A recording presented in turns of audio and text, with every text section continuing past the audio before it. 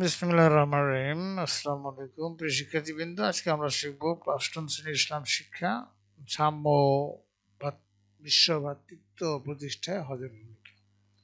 হজ একান্তই ব্যক্তিগত ইবাদত। আল্লাহর প্রেমিক হাজিগণ আল্লাহর নৈকট্য ভালোবাসা লাভের জন্য হজ করে থাকেন। তা সত্ত্বেও সামাজিক, সাংস্কৃতিক, আন্তর্জাতিক ক্ষেত্রে এর যথেষ্ট গুরুত্ব রয়েছে। বিশ্বব্যাপী ছড়িয়ে থাকা মুসলিম সম্প্রদায় হজের মৌসুমে বিশেষভাবে ধর্মীয় নৈতিক চেতনায় উদ্দীপ্ত হয়ে ওঠে। যারা হজে যান তাদের মন ধর্মীয় চেতনায় উদ্দীপ্ত থাকে। অনুরূপভাবে যারা তাদের বিদায় সম্ভাষণ জানাতে আসে তাদের মধ্যেও ধর্মীয় চেতনার শক্তি জাগ্রত হয়।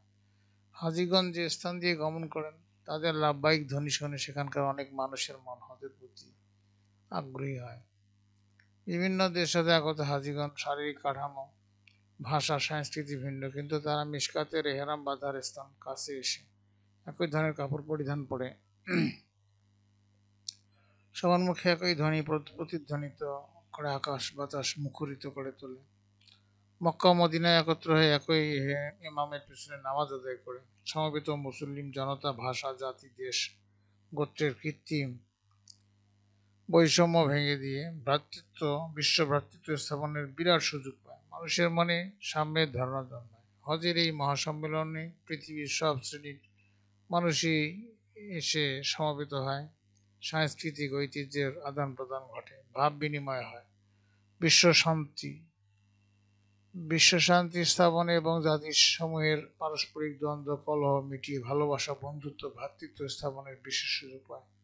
হজের এই শিক্ষা মানব সমাজে বাস্তবায়িত হলে মানুষের মধ্যে ঝগড়া বিবাদ, হানাহানি, মারামারি দূর হয়ে পরস্পরের মধ্যে ভালোবাসা, মমত্ববোধ, সহনশীল দৃষ্টিভঙ্গি, সাম্প্রদায়িক সম্প্রীতি সৃষ্টি হবে।